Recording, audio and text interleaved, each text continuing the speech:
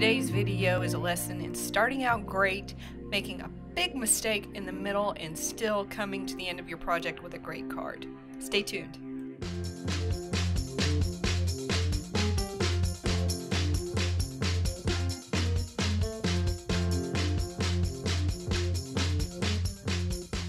I've already trimmed the background layer papers down in 1/4 inch increments so that I've got 1/8 inch borders all the way around.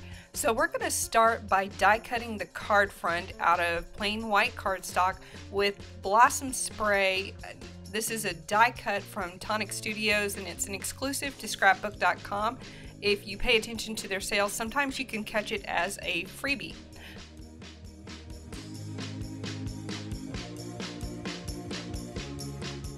All of the stamps that I used for today's card can be found in the bargain bins at Joann. I knew where I wanted the main sentiment for the card to go. In that spot I just did some second generation stamping.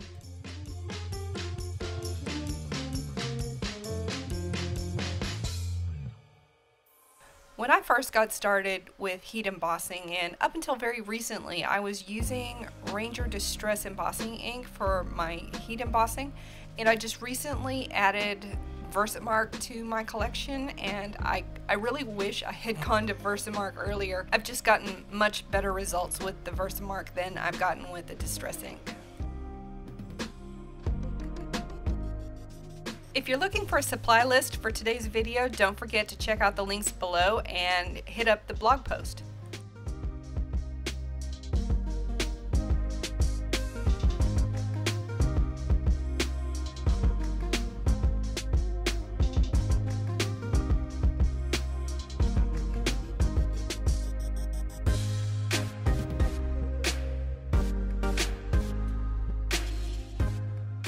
And now we come to the very beginning of what I'm attempting to do here is to build the shaker onto the base of the card, and really what I should have done is build the shaker onto the front of the card and then attach the card front to the card base.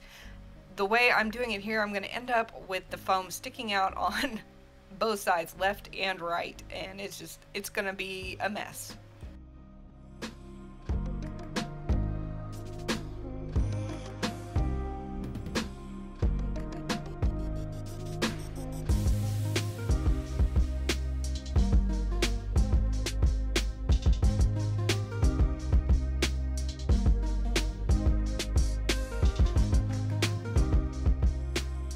I was still working out how to get the shaker front done, but I did end up finally figuring it out. I probably should have watched a video or something on this before trying to do this. The correct way to do it is to put the acetate down on the cardstock.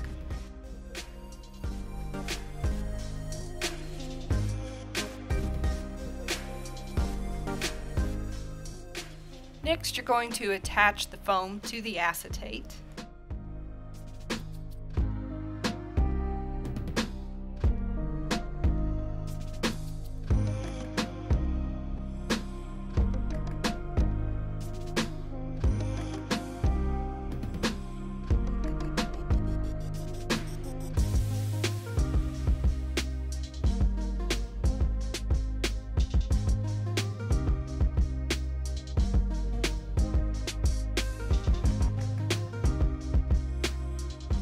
Once you've got the foam cut to the right length and attached where it's supposed to be, you're going to go ahead and add your sequins, your beads, your glitter, anything else you want to add to your shaker card.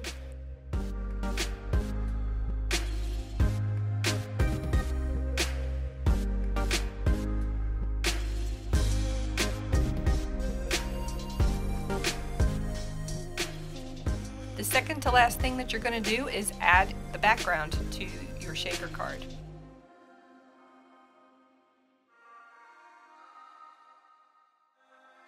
Last, you're going to attach that card front and shaker to your card base.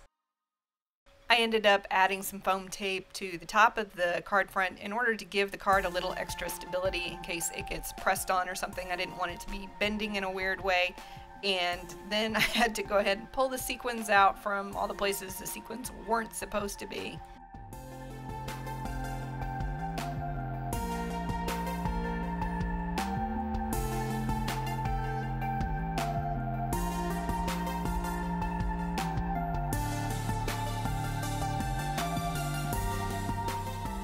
And I like to decorate the inside of the card. I did mostly second generation stamping inside of the card, although some of my first generation stamping wasn't perfect, so that created some imperfections in my second generation stamping, but I'm telling myself that that just adds character to my cards, and it's not a problem.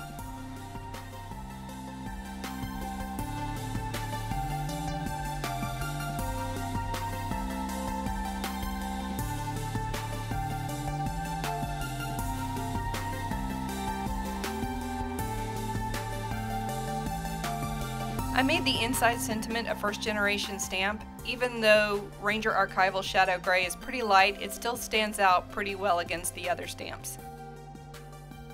This card is almost done. I went ahead and added some splatters because why not?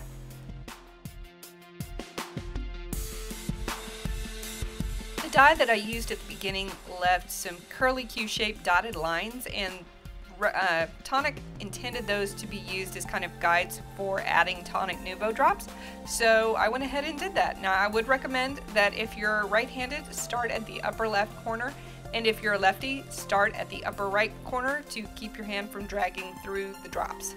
If you enjoyed this video, don't forget to visit the blog post link below and subscribe.